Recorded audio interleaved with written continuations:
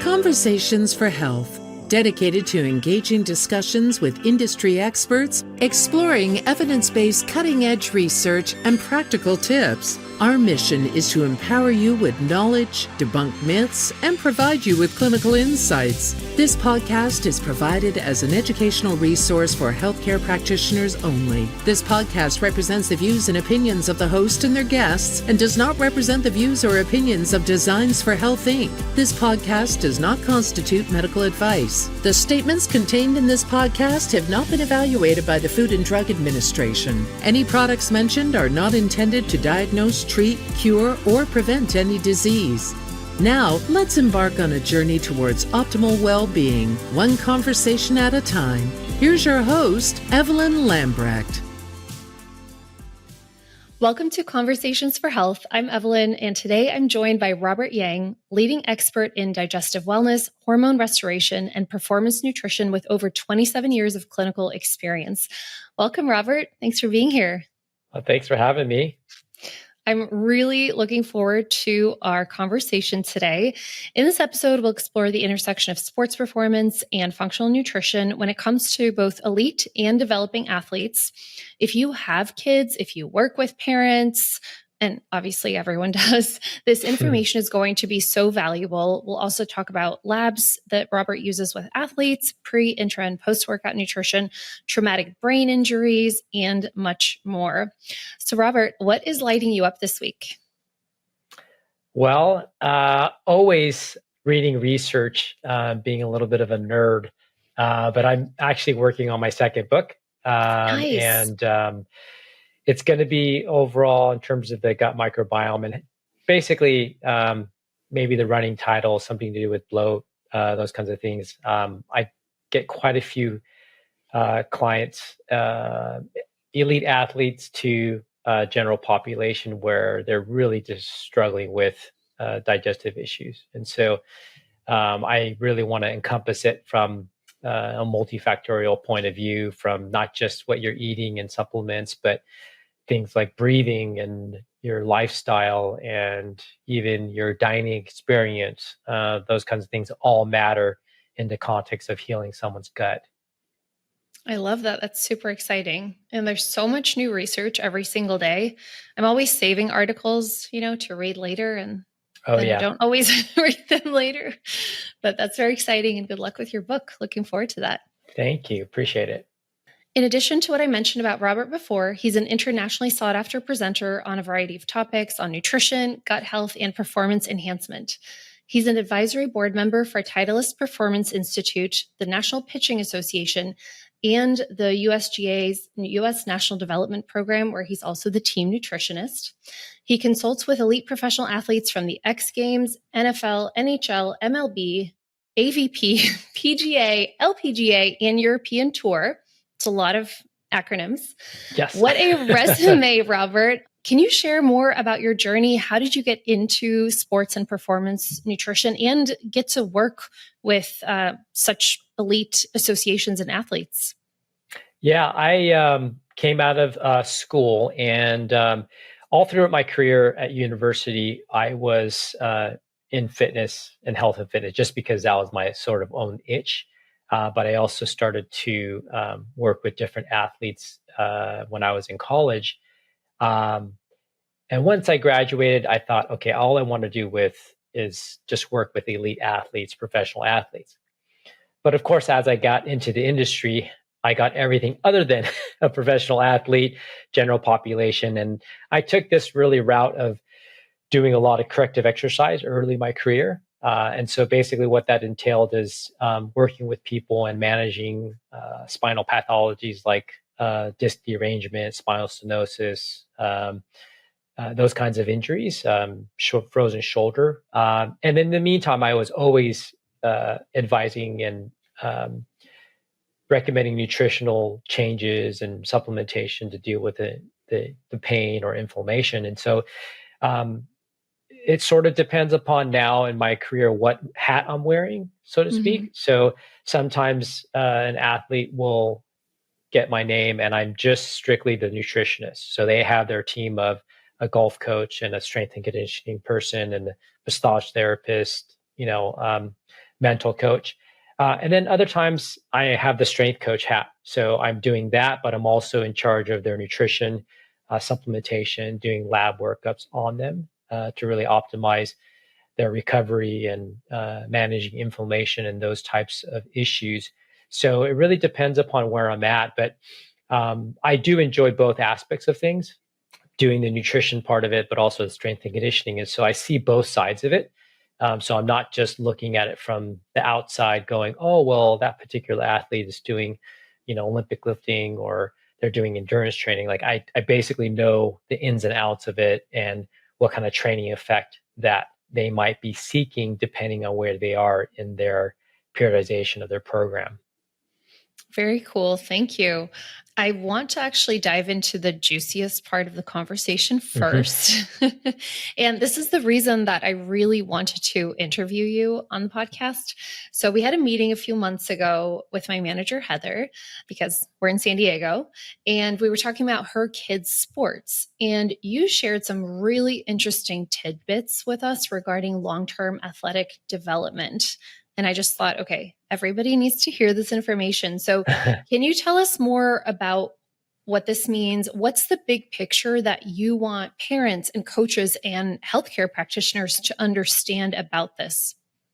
Yeah, so the long-term athletic development, LTAD, really is based upon Istan Bailey's work. So he's one of the main sports scientists up in Canada.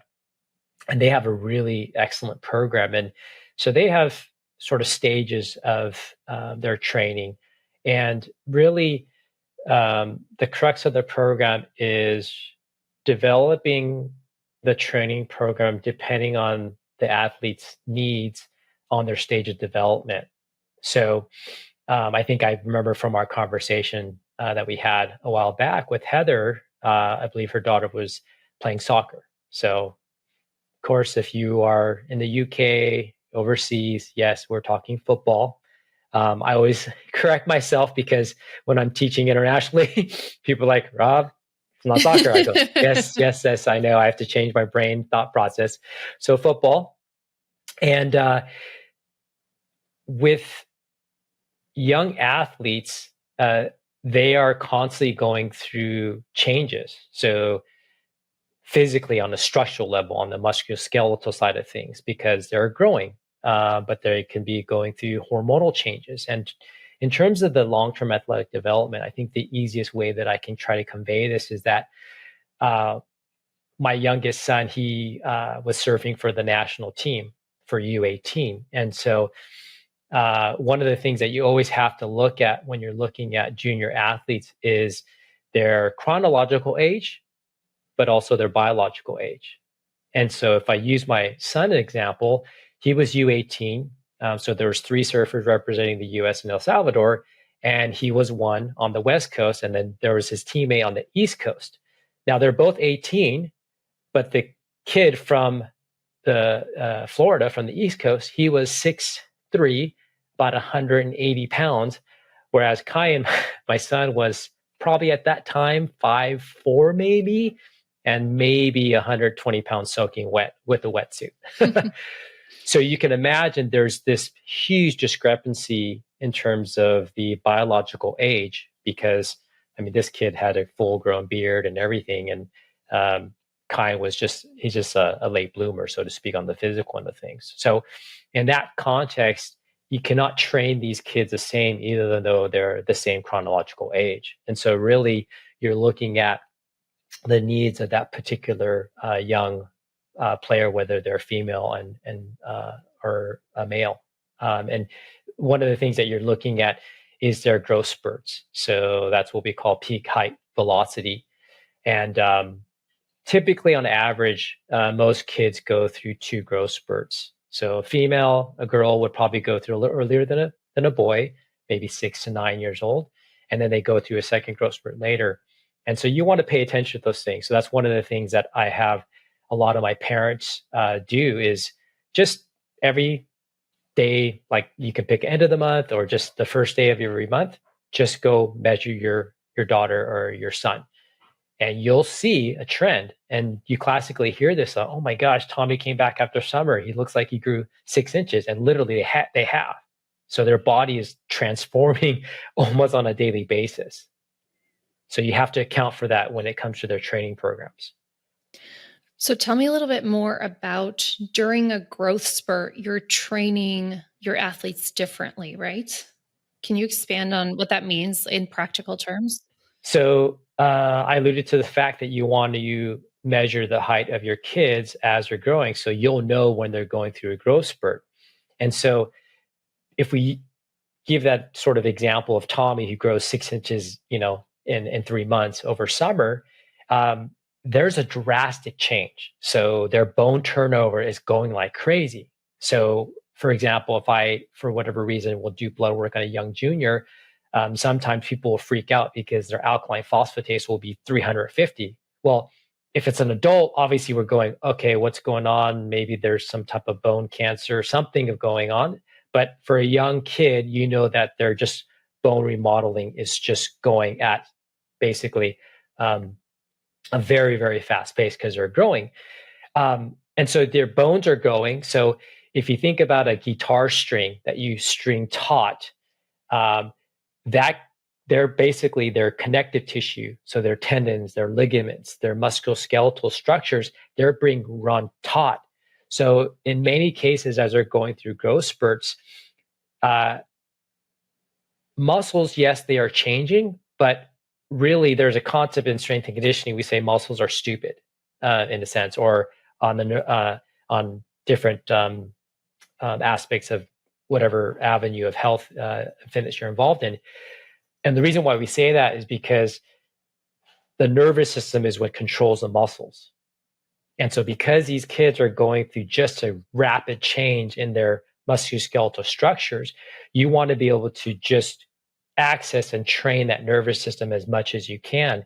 So some of my colleagues will just say, oh, when they're growing fast, train them fast. So that's not the appropriate time to load them with heavy weight or anything like that, because they're physically and hormonally, they're just not ready for that because they're going through different phases. But their bones and ligaments and tendons are changing. And so that's where you hear about, oh, Mikey, he went through this growth phase, and it's like he's like a out-of-body experience. And that's somewhat what they're experiencing, because at that time, they're growing so fast that their nervous system is trying to figure out where their body's in space. So in those time periods, I really try to emphasize, if they're really young, they're not going to really be doing any sort of structure program. You just advocate, hey, go play golf, go play basketball, football. I mean, it drives parents crazy because they're like, oh my God, he wants to play like 5 different sports all in a week. I go, that's awesome, because you're exposing the nervous system to all different types of patterns of movement. So if you break it down scientifically, you're exposing them to sagittal plane movements, transverse plane, frontal plane. And you want to do that stop and go, eccentric, isometric, all these different types of movement patterns, because that ultimately trains the nervous system. And when you said you train them fast, you mean literally, correct? Correct. So for example, I had a junior program that I ran for about 2 years. And so I would have several athletes, and they were a wide variety of athletes. So they were amateur surfers, and then you had even dressage riders or horse jumpers, to basketball players, to baseball players. And what I tried to do with them, I didn't overload them. You always want to emphasize proper technique. So if technique ever breaks down, you stop them before it breaks down. But if they can do improper technique, you always train them as fast as possible. So I just tell them, when we're doing this rotational med ball exercise and they're slamming into the wall, I tell them, I want you to try to throw the ball through the wall. Don't just gently push it. I want you to go as fast as you can, because what you're trying to do is, during these really important times of growth, you also are trying to upload software into their brain. And those are motor patterns. So we have basically slow twitch, and we have fast twitch muscle fibers. So type 1 and then type X or 2B fibers, depending on the literature you're reading. And so what we're trying to do is in order to make our kids as athletic as possible, we want to try to get them to access these higher threshold motor units, these type 2X fibers. The only way you can do that is to actually have them do it. So in the context of, let's say, a baseball player, it's the old adage of, okay, swing for the fence. So swing as hard as you can. Or it's a young golfer. Okay, I want you to try to hit this ball a mile down the road. Because what you're trying to do is you're trying to teach the nervous system that swinging hard and fast is normal. And if you never teach the kid to do that, or you never teach them to run as fast as they can or jump as high as they can, you're not taking the so-called governor off the nervous system. Because ultimately your body has like Golgi tendon complexes when you're, to protect your body. So what you're trying to do is you're trying to coax the nervous system to say, hey, this is actually normal to swing really hard, run really fast, or jump really high. Very interesting. So do you think that some professional athletes at the top of their game are the exception if they kind of specialized in that one sport their entire lives? I mean, like if you look at, for example, the top 1% in track and field, you obviously have some genetics involved in terms of your fiber makeup. So the top, like the Usain Bolts and those types of athletes, those are, you're literally almost born genetically to have those.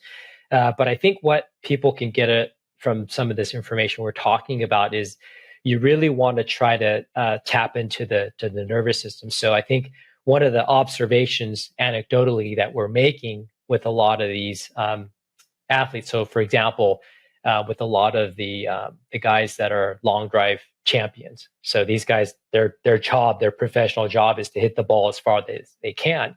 And you'll find a lot of these different types of athletes. They played a lot of different other sports, explosive sports. They played hockey or they played baseball.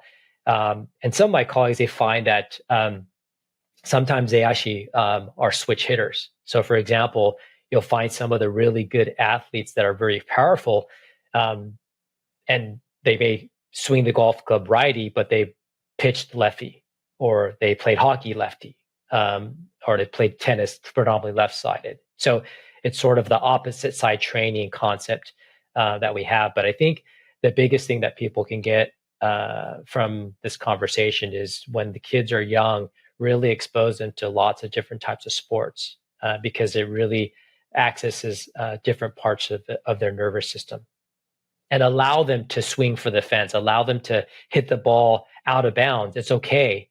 You can always hone back in technique and get them to hit the ball straight later in life. That's always easy to do, but you don't ever get these windows of opportunity of uploading this software into your brain.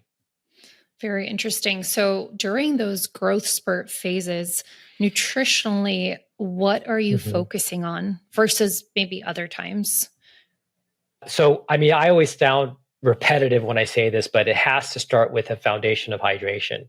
So when I wrote my book, Hole in One Nutrition, I really wanted to simplify nutrition. I didn't want to make things too complicated. And so I said, first, we have to make sure that you have a foundation of water hydration. One of the biggest things that we have an issue with, and it's, young juniors to, our older athletes or older clients, is that the ability for focused attention or just cognition, it decreases. And there's clear literature that as little as 0.72% loss of your body weight in water affects your ability for focused attention. So that's a massive problem. And that's in the context of body weight. If you're 150 pounds, that's literally 1 pound loss of water. And right now we're in June, and as we're going to the summer months, kids are easily losing several pounds of water when they're playing sports or throughout the day, and they're not hydrating enough with water and the main electrolyte, sodium. So they're actually compromising their ability for focused attention during their sport or for school, and focus, concentration, that sort of thing. So as basic as hydration, water is really critical for that base and foundation for a lot of our young athletes to perform at a more efficient, optimal rate. Yeah, thank you for bringing that up. I feel like, now you see kids at school and everyone, like even in elementary school, is carrying their Stanleys and Hydro Flasks. And I don't remember even having water till, I don't know, maybe after college. I just Right, never right. drank water. I might have functioned better. Yeah, I mean, but to add upon that, one of the dysfunctions that I do see within the industry is that people are, proudly carrying around their Stanley Cup or their gallon jug. The bigger it is, the better. But they're not paying attention to the main electrolyte with sodium. Yes. So that's a major issue because now what potentially can happen, you're shifting yourself into more of a hyponatremic state. So obviously, if someone checks their blood panel, they check the CMP, you can look at sodium. Functional range is between 135 and 142. So if they're starting to get to 136, 135, 134, they're tending and trending towards a hyponatremic state. And you classically see that with kids that are cramping. They got muscle Yep. twitches on their tricep, their quad, or their eye is twitching all the time. Obviously, you see that with adults as well. So that's just a lack of the main electrolyte sodium. Do you have some kind of formula you use with your athletes? I'm sure it depends on the weather and everything else, but like the amount of sodium and the amount of activity? At the very beginning, what I normally tell people is, for example, this is a 16-ounce jar. So for every 16 ounces to a liter, I just have them put one pinch of, a Celtic sea salt or like a Redmond salt into their water. As we start to get into some of the elite athletes or some of the athletes that are, practicing for 4 to 5, 6 hours a day, then I will target the sodium and be quite aggressive with the sodium intake. So sometimes I'll have them consume teaspoons or a half a teaspoon to a teaspoon before they go train. And it's a quite effective dose for having an ergogenic effect for their training sessions. But also at the end of the day, if they're playing golf, let's say, for 5 hours and they're losing anywhere from 1 to 3 pounds, you have to replace the sodium because people forget that. If you lick your sweat, it's salty because Right. you're losing water, but you're also losing salt when you're sweating. So you have to replace both, not just one. What about the potassium?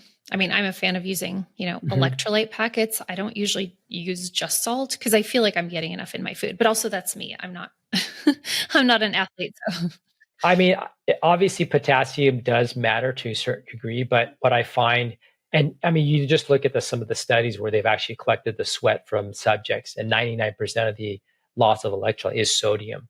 And it's even more critical when we're talking about this with our.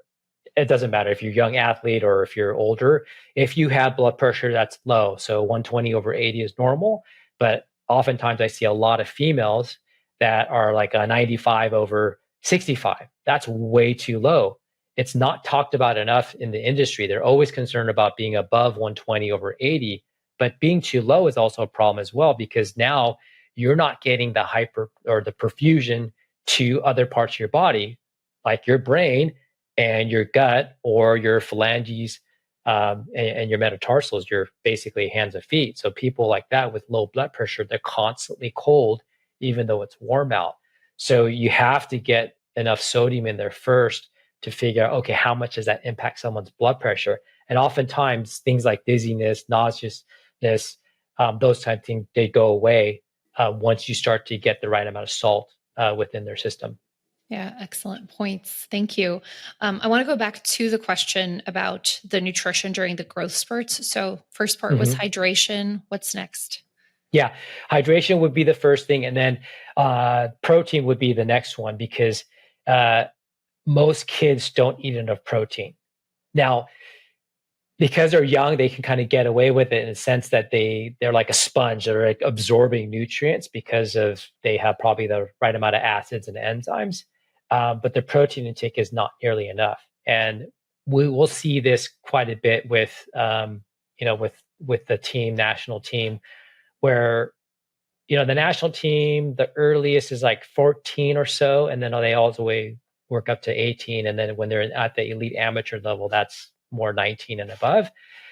But what you'll see is because these golfers, they're practicing from anywhere from, I would say, 4 to 6 hours a day. And then they also train 3 times a week because they're trying to increase their distance off the tee.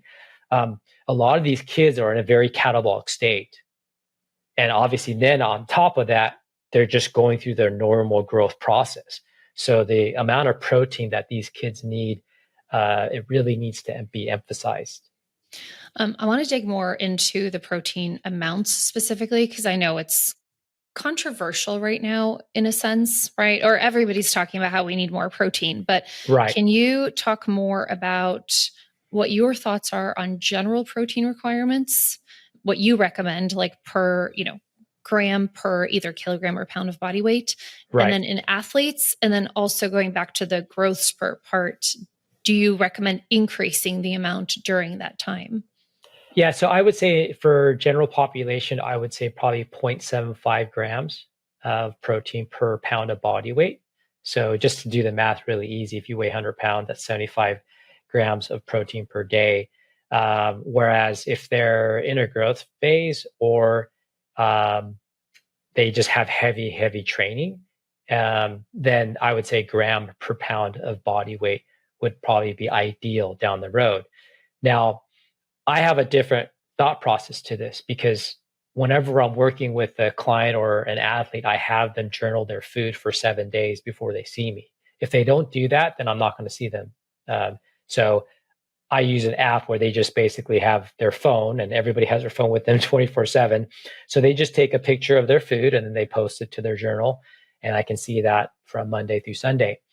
The reason why I do that in terms of the protein context is because if a particular person weighs 100 pounds, but they're only eating, 50 grams of protein roughly in the day, then I'm not going to make them go to 100 grams right away. Right. It's sort of the same concept of if someone doesn't exercise, well, it doesn't make sense to make them do CrossFit twice a day for every day of the week. If they just walked and they did maybe 20 minutes of weight training twice a week, they're going to progress. So in the same way, it just makes sense to go from maybe 50 grams. Okay, let's go to 75 grams for the day. And they're going to be like, oh, wow, I feel like my energy is a little bit better. I'm not as sore after my training sessions. So eventually we'll probably get to that. But it's also a process because, last night I just had a webinar talking about nutrition to the USNDP. And, some of the kids, unfortunately, they're just stuck in peanut butter jelly sandwiches during the course. That's their main source of fuel. And I'm trying to educate the families, the mom, dad, the coaches that, PBJ, yeah, I think the best thing is maybe some peanut butter, which is some fat, maybe a little bit of protein, but they think that's a lot of protein, but it's not significant amounts to facilitate neurotransmitter production and recovery and all the good stuff that we would get out of an increased protein intake. Yeah. And people can only eat so much cottage cheese a day. Right. I think the cottage cheese craze is out of control. I don't love cottage cheese. So I don't think it should be made into bread and whatever else people are doing with cottage cheese these days. Do you recommend supplemental protein to your athletes and clients? Yeah, I do. I mean, I love the pure paleo, the beef protein from Designs for Health. That's something that I will utilize all the time. I find that there's so many people that have an issue with whey protein. I know it's the protein in terms of the ergogenic A with the BCAAs and that sort of thing, but it just creates too much gastric distress in terms of gas, bloating, farting, even skin conditions. So if they can tolerate it, then yes, I'll recommend that. But even then, I try to get my people to try to rotate their proteins if they can. So if they can do the beef base, do that one day, then do a whey another day, and then do maybe a plant based another day, and then go back to the beef. That way, just sort of minimizes food sensitivities over time. Yeah, great point. Anything else you want to add on the foundational nutrition piece aside from hydration, protein? I think one of the principles that I came up for my book in terms of blood sugar stability is your BFF, so your best friend forever, is PFF when it comes to blood sugar control. And so PFF simply just stands for protein, fats, and fiber. So individually on their own, they really just flatline blood sugar. But if you combine all three, it gives you a 1 + 1 = 4 effect. So you get a very much of a synergistic effect when you add them together.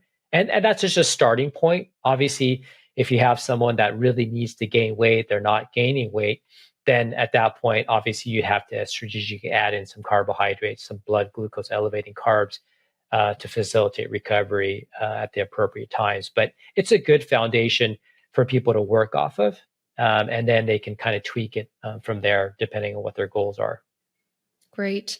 And you are a specialist in gut health. That's one of your, main things that you're passionate about. So I think we often assume like athletes are all at the top of their game, right? And they don't have like health issues because they have a whole team. Right. But GI issues are incredibly common in athletes. So I'm curious, like, do you approach them any differently than you would just a regular client who's not an athlete when it comes to the GI picture? I approach in terms of testing. So I get a thorough health history, but also the lab testing is virtually the same. I will look at everything from obviously CMP, CBC, but I also want to extensively look at leaky gut markers as well as if there's anemia, iron involved, because obviously if there's some gut underlying areas of gut inflammation, then that could lead to issues with anemia.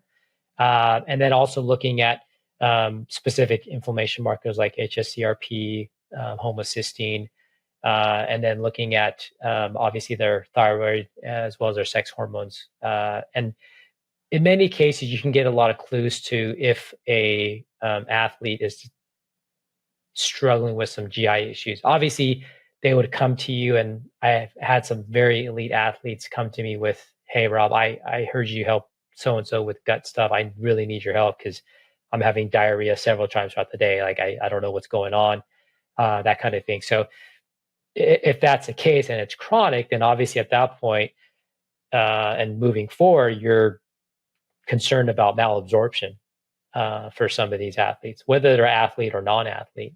So that becomes a real big concern. And the way I try to explain it, let's say, for example, we have someone who comes and they don't really have any overt GI symptoms, so clinically. But the way I explain it to them is that the gut is like an octopus. So obviously, octopus has 8 arms.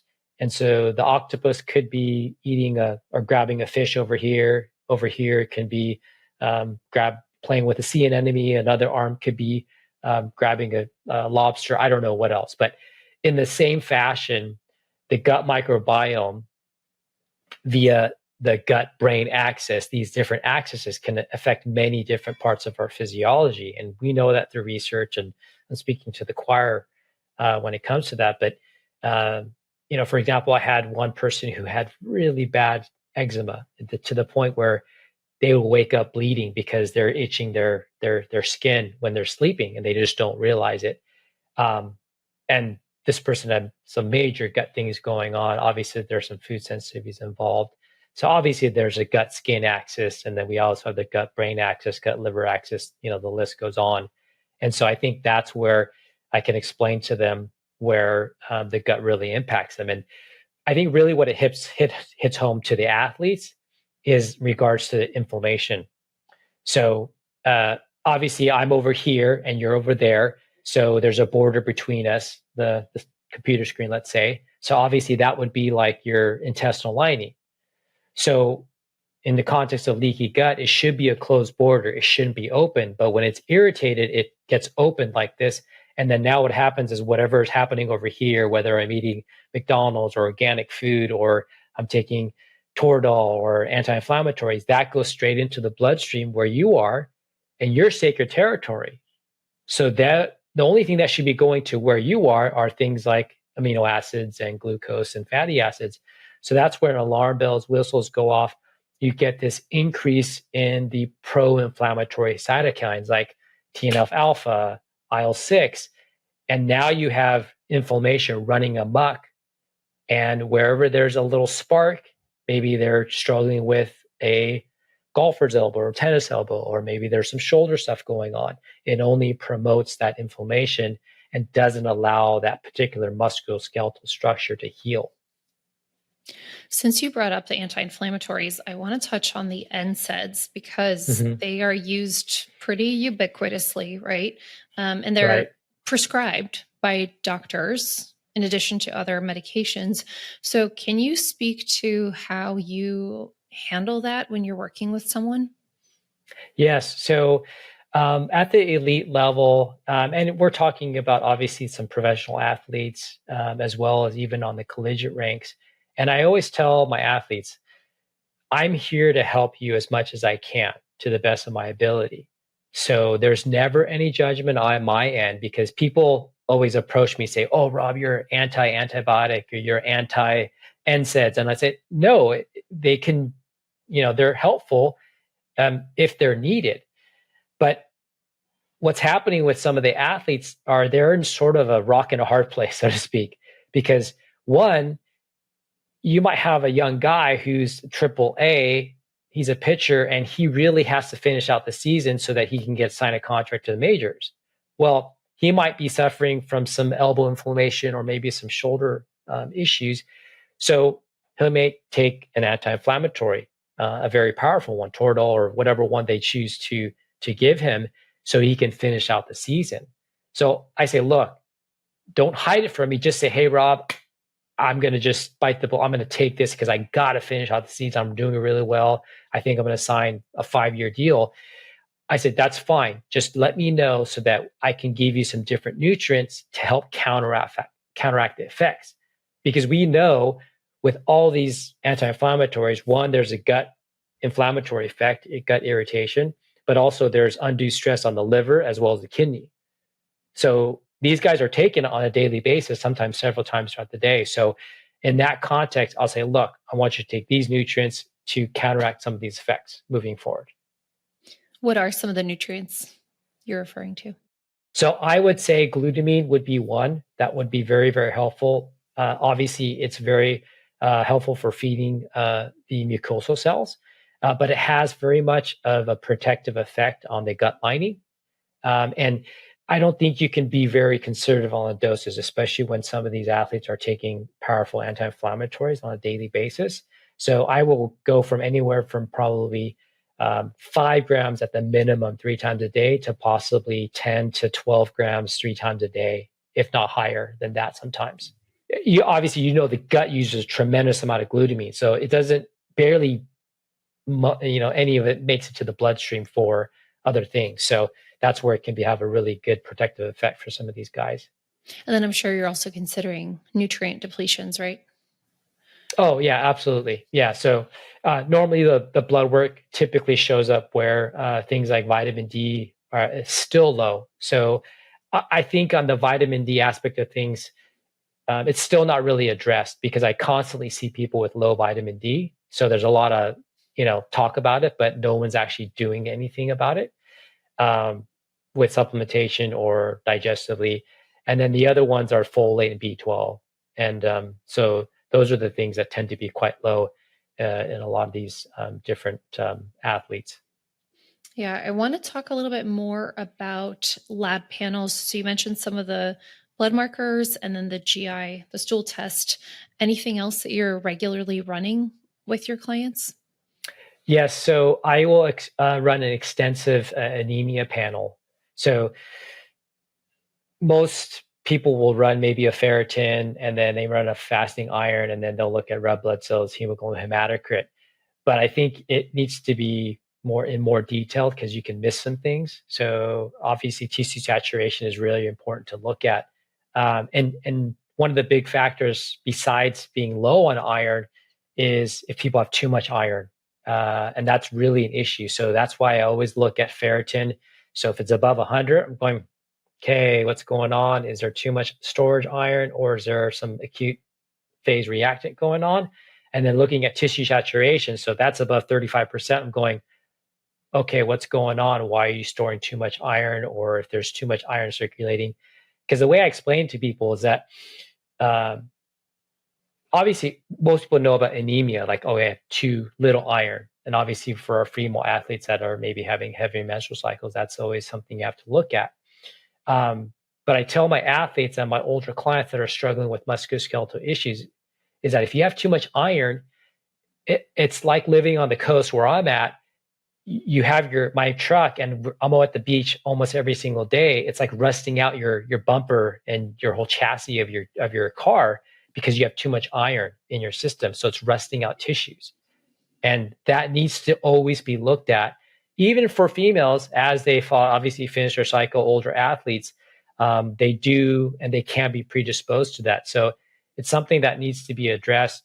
But it's missed quite a bit because they're not running all the markers consistently. So that's why, even though I may be only looking at someone's DHEA for this next blood work, I'm looking at everything. So I want to know, okay, where anemia is, where the inflammation markers are, so I can make some comparisons from 6 months ago to now, and to see, okay, what are the changes and what do we need to go from here, or fine tune some things moving forward. Yeah, I'm glad you brought that up. We actually did a 2-part episode on hemochromatosis a few months ago. And Yep. I've always had a personal interest in it with having the genetics for it. But we talked extensively in those episodes about all of the markers to look at. And it is a problem. And we know that iron deficiency anemia is a problem, but so is too much. So it's a fine balance. Yeah, definitely.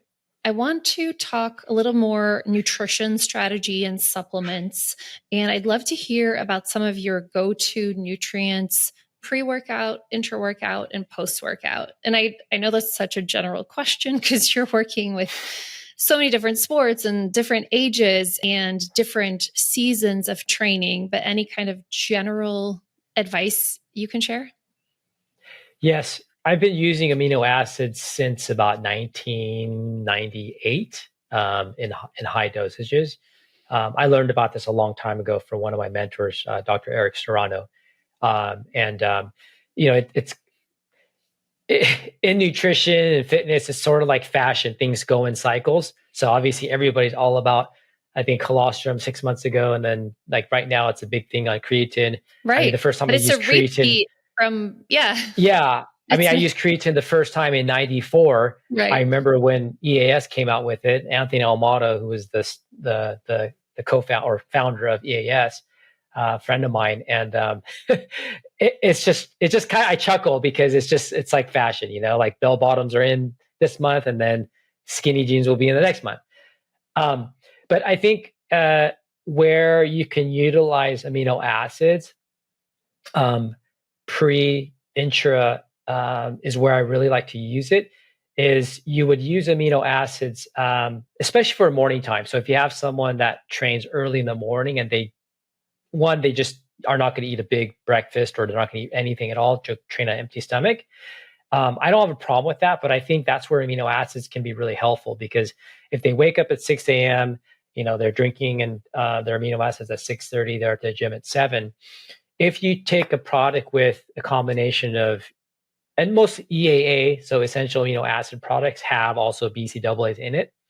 I try to double them up, actually.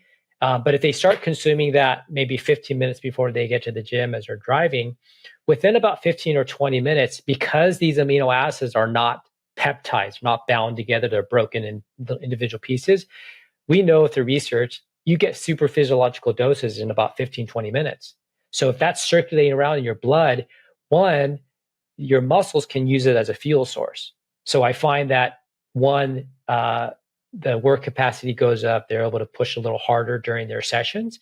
And then two, you're actually increasing muscle protein synthesis. So in the grand scheme of things, is it going to make you put on 5 pounds of muscle in a month? No, but it's going to help you in terms of the recovery process. And then also with muscle soreness. And so one of the things that I've always tried to fast track is recovery. And a classic example is the elite golfers. And so if you don't know about golfers in general, they're always after distance. So they're like, if I can hit the ball 10 yards further, just tell me what I have to do. I'll do it, Rob. But part of that process is they have to train in the gym. So if they're on a program with their strength and conditioning coach, on Monday, Wednesday, Friday, there's a certain amount of stress put on their muscular system. Whatever their training program may be, they might be doing a 5x5, or they may be doing 4 sets of triples, whatever that is, to get the training effect. Now, one of the consequences is they get sore. And so some of my players, they're like, Rob, I got wrecked in the gym and I just cannot swing the club, or it just feels uncomfortable swinging. It affects my touch. So that's where amino acids can be very, very important for reducing muscle soreness. So I've even had some of my players go, my gosh, I don't know what that you gave me, Rob, but I don't have any muscle soreness at all. But the key thing with amino acids, you have to take a large amount of them. So, a couple capsules or one scoop of 5 grams may not do very much unless you're quite deficient.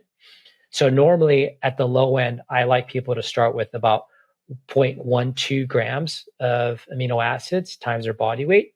And they start sipping that before they get to the gym, and then they sip it throughout the round like they're drinking water, hydrating. If there's anything left over, they just consume that right away. And that's very, very helpful for reducing the muscle soreness. And then there's other reasons why I use that, but I don't know if we want to get into that in terms of time wise, but we can talk about that maybe another time. I'm curious about creatine since it came up. If I'm not mistaken, there have been different studies on optimal timing, and I think we've seen some mixed results. Is that right?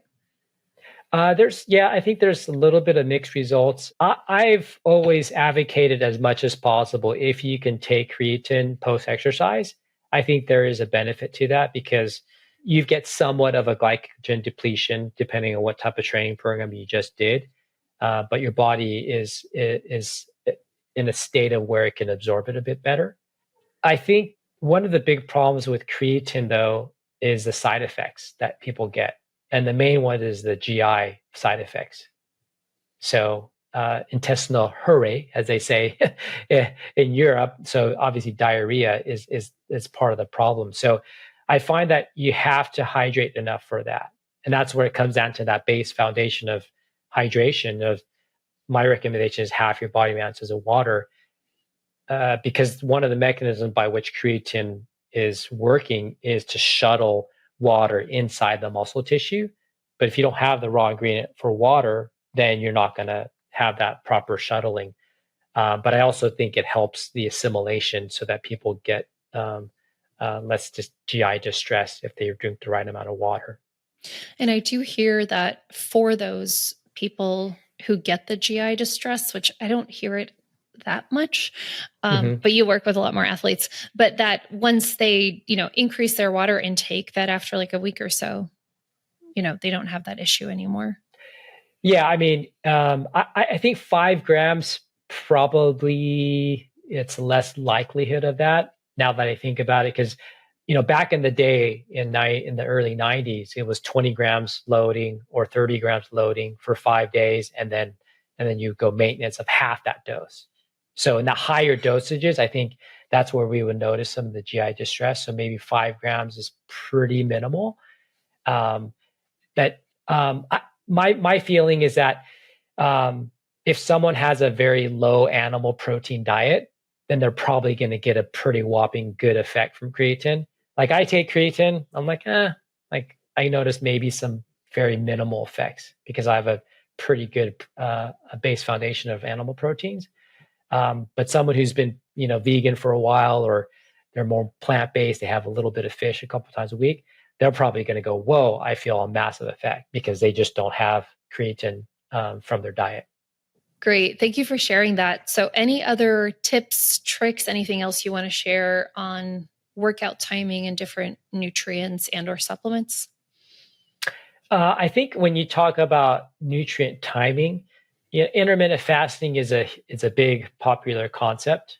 And I would say clinically, one of the biggest problems that I see with intermittent fasting, IF, and if you don't know what that is, basically the most popular protocol is to end your dinner at 8 o'clock and then you would sleep. Obviously, that would be considered a fasting state. And that's some people can argue that.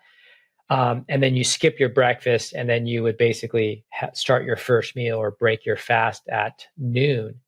And the timing of exercise and intermittent fasting is not talked about enough. If you're not able to exercise at that lunch period time or exercise later, I really recommend people not do that, because what ends up happening is I had a female up north in Fresno, and we hadn't talked for a bit, and she said, Rob, I really need to talk to you. I'm really struggling. And so we started talking. She's like, oh, God, my strength in the gym is down. My cycle times are really suffering. And I'm going, what's going on? I just went down my checklist of things and making sure that there wasn't any GI things going on. Are you drinking, hydrating? And he says, well, I started intermittent fasting. I go, well, okay, that's okay, because I consider intermittent fasting a tool. But the problem is she was waking up at 5, training from 6 to 7, 7:30, and then she fasts until noon. Oh, gosh. So you can imagine you're waking up, one, in a dehydrated state. That's why I recommend people hydrate right away. But you're also waking up in a more catabolic state because you've been fasting for 8 hours. You're sleeping. So you're basically inducing a catabolic process from 6 to 7, 7:30. And then you're prolonging that catabolic state because she's not eating because she wants to fast. And so, of course, she's getting weaker. She's losing muscle mass, those kinds of things. So unless you can time your exercise at lunch period and then break your fast with food, or you're just going to have to shift your exercise to after work or that kind of thing, that's where intermittent fasting could really be more a detriment for people. In terms of their muscle mass loss and strength and performance in the gym or on the field. I'm actually surprised to hear you say that it can be a tool, because I would think that there is no benefit, especially when you're training super hard or training for something. Can you tell us a little more about that? Yeah. Well, so then that comes into, for example, different types of sports. So, if you're in the sport of maybe, let's say, American football, and the schedule, like American football, if you're high school, the game's played at night, Friday night. If it's college, it's Saturday. If it's NFL, you're on Sunday sometime. So in that context, they pretty much know their schedule almost every day of the week. But I have some of my PGA guys, LPGA players, the men and the women, and they're like, Rob, I heard about intermittent fasting. I really want to do it because so-and-so said it did this. And I said, well, okay, well, that's great. Then I want you to finish your dinner at 8, and then you have to break your fast at 12. And then, I'm just I'm joking a little bit here, but I tell them, let's do that. So every day I need you to break your fast at 12. And they said, well, I have a tournament this week. So Thursday I might tee off at 8, and then I'll have lunch at 12. But then Friday I may tee off at 1. And then Saturday, if I make the cut, then I may tee off again at 11, so I can't eat lunch. I said, that's the problem. So if you're going to do intermittent fasting, and in my opinion, you want to try to keep it in a routine. And that's what I try to get across. For example, I'm just writing this in part of my book. I'll just share it. Is that routine is so important when it comes to gut health. Because the problem with that I see within the industry on the medical side of things is that they're just looking at, SIBO, or it's H. pylori, or this or that. And those things do matter, but it's the little things done daily that are going to be the big things when it comes to healing someone's gut. And if someone has a traveling schedule, they're traveling from East Coast to West Coast and then to Europe, basically they're jet lagged all the time. So their body cannot find a rhythm. So their circadian rhythms are so screwed up. And one of the main oscillating sort of trainable oscillators within the body is your meal times. So if you're doing intermittent fasting one day and regular meals another day, your body's kind of like, well, when do you want me to digest food?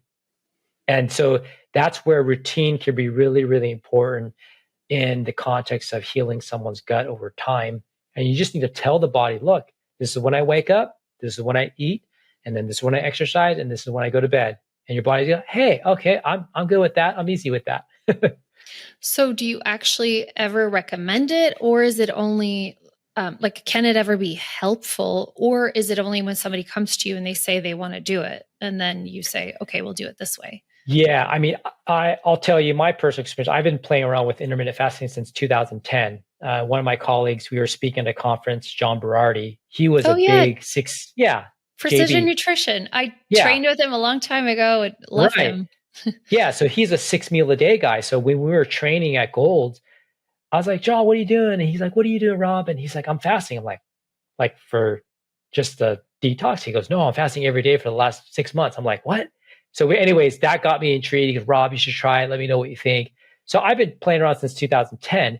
And like I said before, timing of exercise is important. I don't recommend it if people have energy issues or they're suffering from anxiety or mild depression. You're going to be all over the place.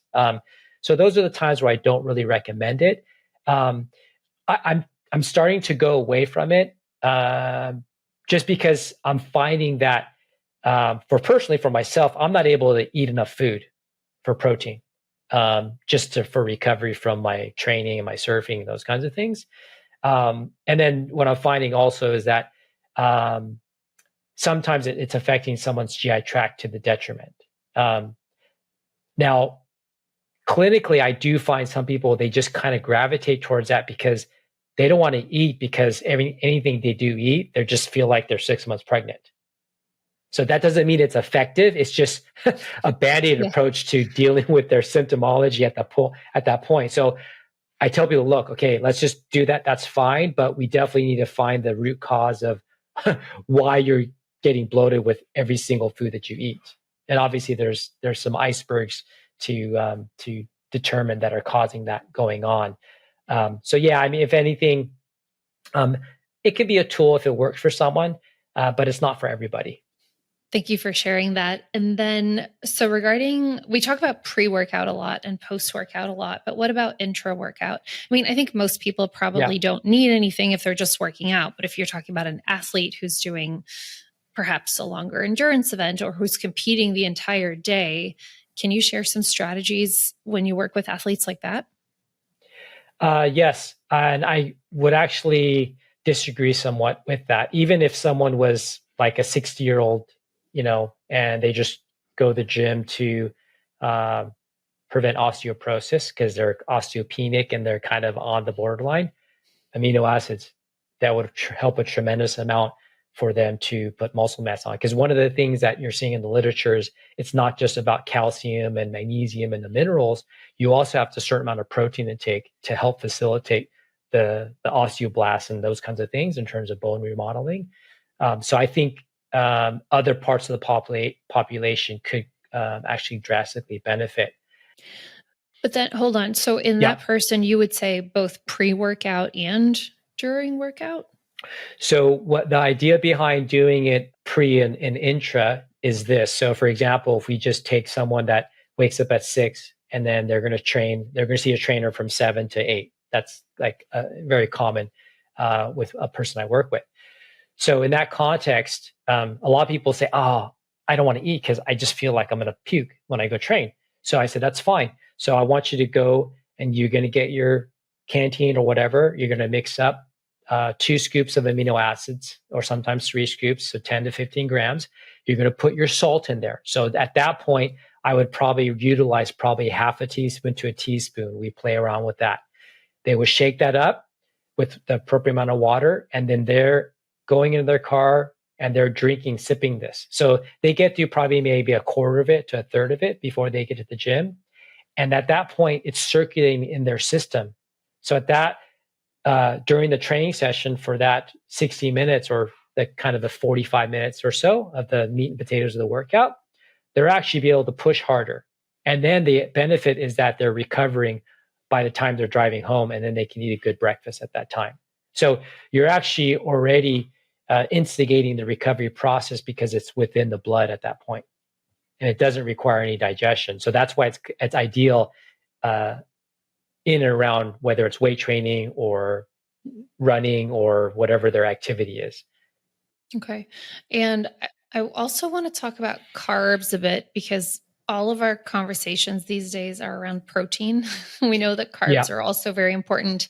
And I haven't the last time I took a sports nutrition class was in 2020. So I haven't really kept up, but I know when I used to do longer bike rides, like 50 miles was the max, but regular ones were like 30 to 40, but I needed my carbs, during and after. And I'm curious now, what is the recommendation for post-workout meals regarding like a ratio of protein, carbs, et cetera? Unless it's an elite endurance athlete, then obviously I'm going to make some specific recommendation in terms of, okay, you need to do about 45 grams of carbs in your drink as you go on your century ride, whatever their training regimen would be. But in general, I would just try to, one is to get carbohydrates after you train. So especially with weight training, because it's not only just repletion of glycogen, because that's always the talk about, oh, you need to replete your glycogen.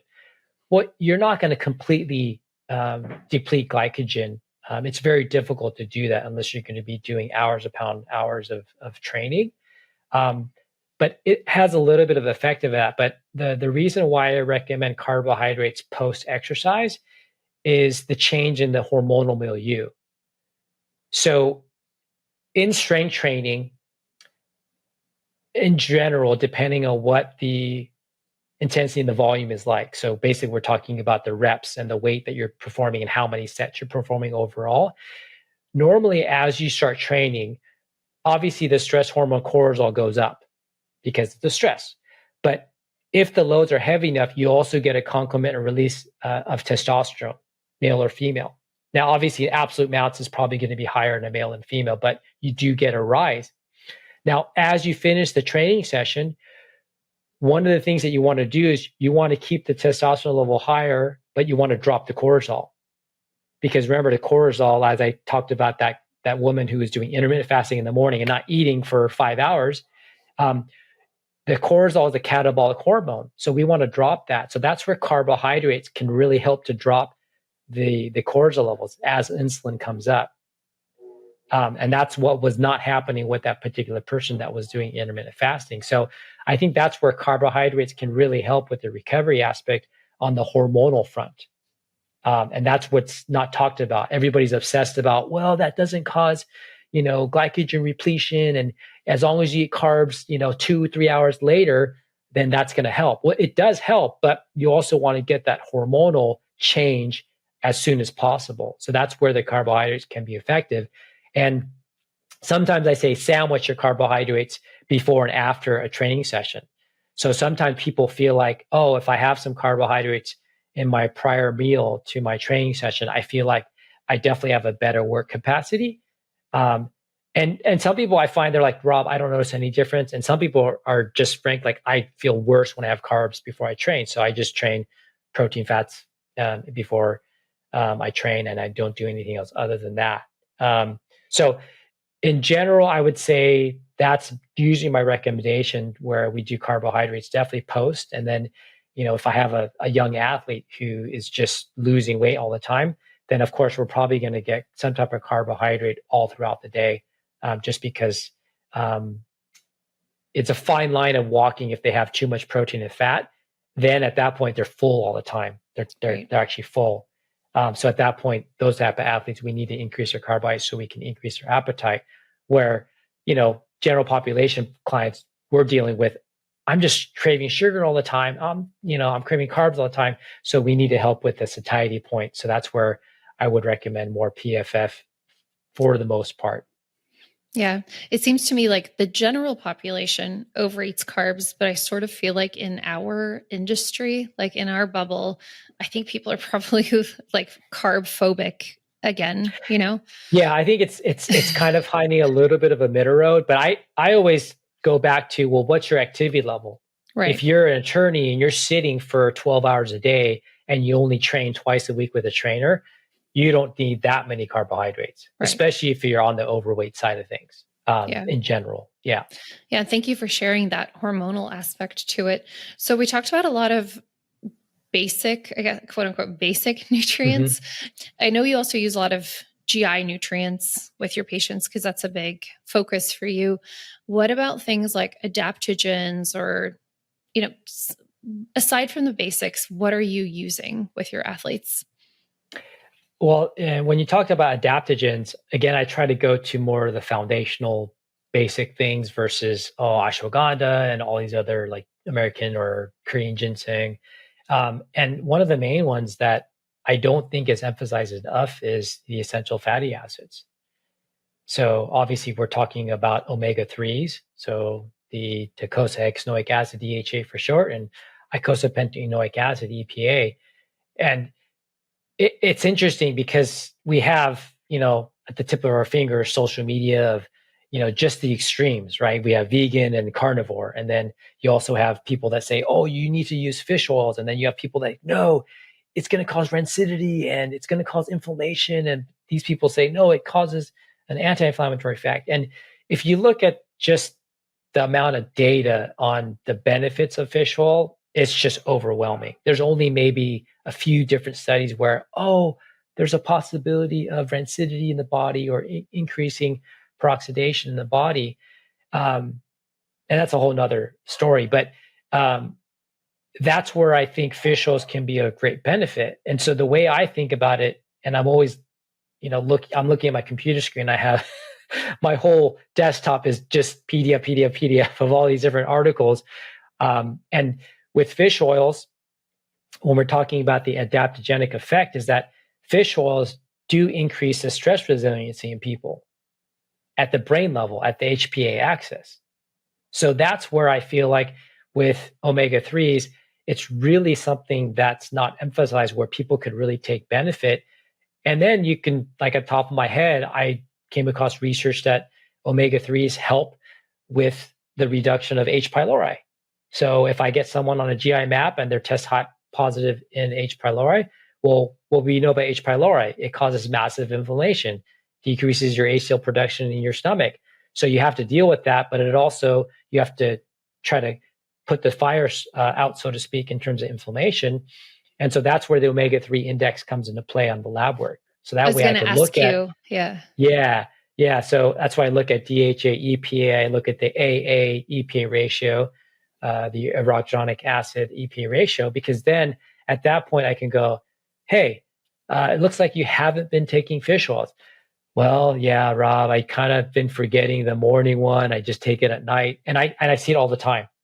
And I tell people, you don't have to buy the fish oil supplement I'm recommending.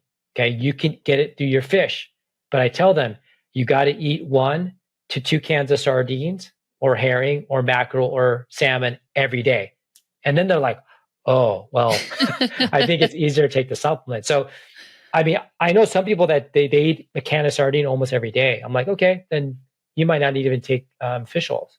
Yeah. But most people aren't willing to do that. So that's where the supplementation really comes into play. And then you can really fiddle around with things like the ratio of DHA and EPA and those kinds of things. Yeah, I love sardines. What number do you like to see for the omega-3 index? I'd shoot for about 10% and above. Okay. So 10 to 12%. But more specifically, for the DHA, I want it above 10. Okay. And EPA, I want it above 2. So if we're not getting there and they're taking, let's say, 3 capsules of fish oil twice a day, so basically about 3 grams a day, then I'm thinking, maybe there's something absorption that's an issue. Right.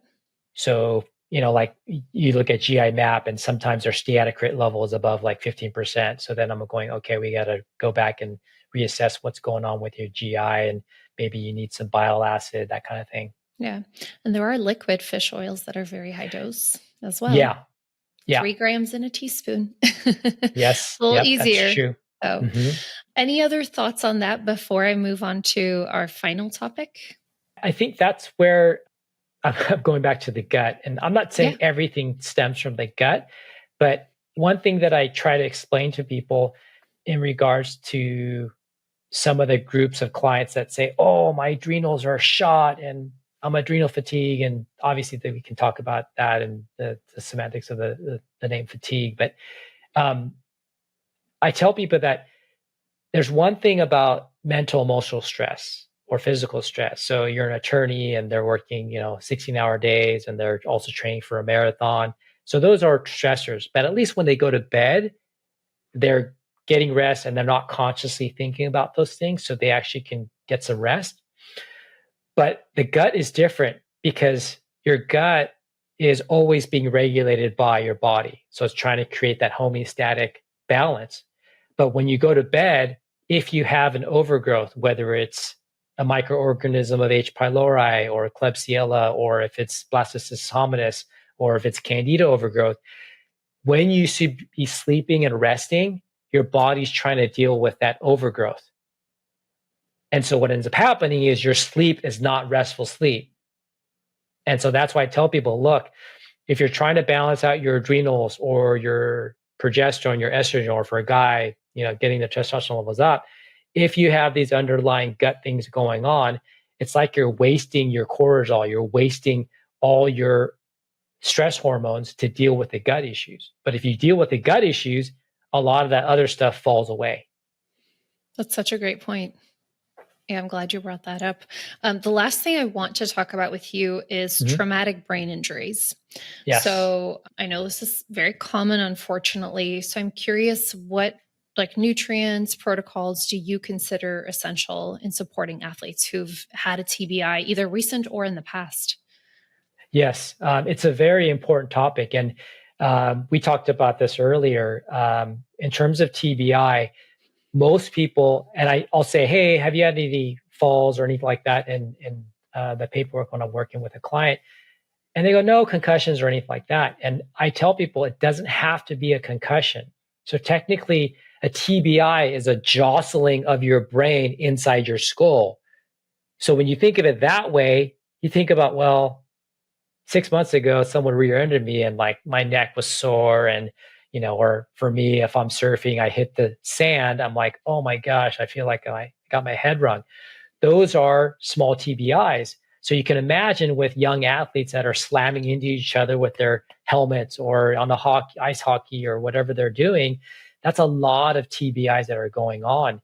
And so there's that old concept of gut on fire, brain on fire, brain on fire, gut on fire. And so at one point or another, especially with the elite athletes that are constantly getting, head trauma, you have to address their gut at one point, and it needs to be addressed. Sometimes sometimes they're symptomatic, so they have constipation or they have diarrhea or they kind of, it might be IBS mixed kind of thing. But for a lot of these different athletes, or either people, that they play intramural, football or whatever as contact sport, they do end up having some GI things going on, or they start to get brain fog and they get short-term memory issues, those kinds of things. So it definitely needs to be addressed. And what are some of the nutrients that you most commonly use for TBI? So especially if they're symptomatic in regards to their GI tract, then at that point, I will use things like short chain fatty acids. So obviously we know about probiotics, and then we talk about prebiotics, and more of the literature is coming up about the postbiotics. And so there's a fair bit of research, obviously, on the benefits of short chain fatty acids and dealing with brain inflammation and so forth. And then it's, going back to things like putting out the fire. So that's where the fish oils come into play to douse out the inflammation, to just try to calm the system down at that point. And obviously, if food sensitivities are involved, then that's something that may need to be taken out so that you can bring down the inflammatory response of the body. Yeah, it's interesting you mentioned the postbiotics, the butyrate. I think I've heard this before. One of my friends just published a paper on butyrate and its effect on circadian rhythm. So I feel like there's just so much more coming out about the effects of butyrate, which is really, really interesting. So it can be quite powerful. And even there is some literature on basically being a GLP-1 agonist, because obviously there's just such a popularity of those drugs these days. Yeah, I think it's not just obviously the supplementation, but sometimes if it's really bad and there's a chronic history of TBIs and brain trauma, then you really have to approach it from a multifactorial approach to look at some of their deficiencies and inflammation and so forth. Yeah. And I assume you also use like anti-inflammatory herbs, maybe phosphatidylcholine, specialized pro-resolving mediators. I'm trying to think of everything else. Yeah, I mean, in terms of the phosphatidylcholine or phosphocysteine, I typically don't use those guys. Yeah, I mean, what I'll most likely do with these people is, and this is not talked about enough either, is the structural component. So earlier in my career, I alluded to the fact that I did a lot of corrective exercise, and one of the aspects of your spine you have to be aware of is that you have your cranium, and you have the brainstem, and then you have the spinal cord. And the spinal cord, it first enters your spine through C1, which is the atlas. And so oftentimes when you hit your head, or if you fall on your tailbone, you had trauma, that atlas can get out of alignment. So if you think about guy wires that hold the spinal cord in the center of the spinal cord in the spinal canal, it's very obviously a very intricate system. So if your atlas is off alignment, and it can be in over 10,000 permutations, because it can be rotated to your left and shifted to your left and anteriorly translated, or so there's so many permutations, and that can kink your spinal cord.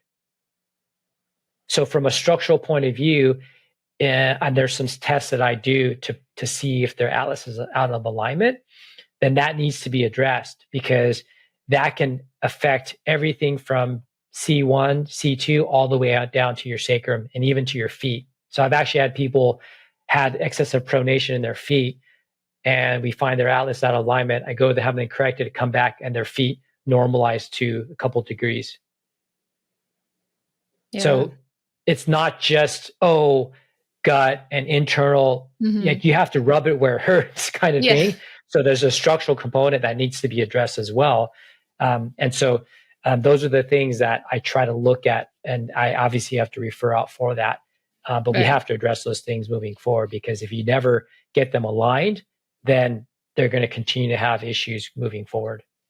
Yeah, I'm really glad you brought that up. And it also speaks to the importance of having other practitioners in your referral network, right, for those things that you can't do. So yeah, that's great. Absolutely. Yeah. Awesome. Well, I'd love to know, where can practitioners learn more about you? Well, my website is robertyang.net. If you go to .com, it's a Korean comedian, so that's not me. And obviously on the socials, so Robert Yang on the Instagram, and then Robert Yang Inc. on all the other ones, Facebook and X and so forth. Wonderful. All right. I'd love to close with just 3 of our rapid fire questions that we ask everyone. So first one is, what are your 3 favorite supplements right now for yourself? My 3 supplements, Myostim, I talked to you about. I like the flavor, and I like the fact it has a leucine and the creatine in there. So I use that daily in surfing and training. I really am liking the Omega Hypo. I didn't realize that you had the equal amount of DHA and the EPA, the 800 and the of each. So that's really, really good. And then the Pure Paleo, that's just something that I use daily. It mixes so well in everything. So I really like to use that on a daily basis. Yeah. Usually we just talk about nutrients, so we keep it neutral. But since you mentioned the thing about the essential fatty acids. Well, that's why I like that. And obviously, the quality is always good with DFH. So that's why I always recommend you guys. Yeah. Since you mentioned it, we have many options for essential fatty acids or fish oils, which I think is really helpful, because you can really tailor it to the patient. So whether you're looking for that equal ratio of EPA and DHA, or looking for, more EPA or more DHA or other, omegas in there, we have those options. So what are your favorite health practices that keep you resilient and balanced? Well, my number one would be exercise. So, I mean, I've been weight training since I was probably 12, 13. And so I rarely miss a week unless I'm maybe traveling, and like I was in mainland Mexico surfing for a week. But it's just part of my DNA. So that's something that is just part of who I am. And so I lift on average 3 times a week, 4 times a week typically. And then I would say one thing that I had to learn the hard way was sleep. Mm. I've really emphasized sleep over the last 10 years because I used to be that guy of train an hour, go surf for an hour and a half with my boys, and then I've got some work to do, so I would maybe get 6 hours of sleep a few times a week, maybe, but then I would get sick. Just sore throat. Oh, here it comes. So that's where I really emphasize sleep, and I just don't give it lip service to my clients or my athletes that I'm working with. I tell them, look, this has to happen, and I get it. Sometimes it's tough because what you're really trying to do is change your habit over time, and so I just make people aware of that when I'm working with them. But I said this has to be dealt with eventually, and you see that classically in the fitness industry because so many people that I consult with that are either strength coaches or therapists or whichever, they start their day with a client at 5:36 in the morning. Then they work all the way up to 8 o'clock at night, but they have a big gap during the day. But eventually, I'm telling them, look, you got to start emphasizing your sleep and giving yourself enough time to sleep and get your things done in the morning. Otherwise, you're not going to be in the industry for very long, and you got to start taking care of yourself. So that would be, that sort of lifestyle change that I've really made over the last couple of years. And you said 3, right? I just said health practices. Oh, health practices. So it's up to you if you want to share. Oh, yeah. And then I would say the third one for me is I pray daily, and I'm always just thankful for where I'm at, for my family and for my home and for what I can do as a living. It's amazing that I can do what I'm doing. And, it's, such a cliche, but it really is important to me that I'm helping one person at a time. So I may not be a big social media person or whatever, and that's okay. But I think it's really powerful where we can help guide and direct, or at least I can help guide and direct someone and really try to resolve their health issues one by one. So, I think that's what I'm really grateful for, and being able to do what I do and go surf and enjoy where I'm at and being blessed in San Diego. So really appreciative of that. Yeah. And what is something you've changed your mind about through your years in this field? Personally for me, I would say, in terms of the practice, I would say intermittent fasting, because I did fast for a long time. I was going through a period where I actually wanted to lose weight to become a better surfer because I'm more on the muscular side. So I wanted to be under like 165. But over the years, as I've gotten older, I turned 51 this year. So I'm finding with muscle mass, it's really actually quite difficult for me to maintain my muscle mass and strength in the gym. So I've gone away from intermittent fasting and starting my day with more protein and so forth to get that kick started. And I'm noticing that difference. So I think, if I could get, upwards toward 150 grams, 60 grams of protein in a little window, maybe I could do it, but it's too hard to do these days. So that's where I've kind of shifted away from that. And with a lot of my older clients, I say, yeah, I think that's not a good thing for you right now. At least start your day at, 10 a.m. with a meal rather than waiting till 1 or 2 o'clock. Yeah. I think that's so hard in our industry and in this age of social media where everyone gets these like recommendations all the time that are so general and we don't have nuanced conversations. And so it's very confusing to people. So yeah, no, I get it. I can only imagine if I wasn't in this industry to get all this information, and it's almost like paralysis by analysis. And so, sometimes I just will tell people, if they're working with a naturopath or another person, I said, it's great that you're working, you want to get another perspective, but it doesn't offend me. Just you can go back to the person, but just listen to one person. And if it doesn't work out, then come back to me and I can try to help you the best I can. But if you have too many, hands in the kitchen, so to speak, you can get real muddied results. So I tell people, look, with social media, if you really like this person on strength and conditioning, just listen to that person for a bit and kind of try their techniques and see if it works for you. If it doesn't, then you can move on to the next person. But I think it's just so much information. People are just picking and choosing. And, what about NAC? Or what about using colostrum and those kind of things? And then it's just a cabinet full of all kinds of supplements and toys and things like that, they're not very effective in the long run. Yeah, it's interesting. But I think that, for clinicians listening, it's like you can be the authority, right, on your patient. Right. But it is hard. There's that shiny object syndrome, and we all fall prey to it, right? Even as practitioners. Oh yeah, so. Definitely. Yeah. Well, thank you so much. I learned so much from you today, and I'm so grateful that we could do this interview and you shared awesome clinical pearls. So thank you. Oh, you're welcome. It was a pleasure being on. And thank you for tuning in to Conversations for Health. Check out the show notes for resources from today's episode. Please share this podcast with your colleagues. Follow us, rate, leave a review wherever you listen or watch. And thank you for designing a well world with us. This is Conversations for Health with Evelyn Lambrecht, dedicated to engaging discussions with industry experts, exploring evidence-based cutting-edge research and practical tips.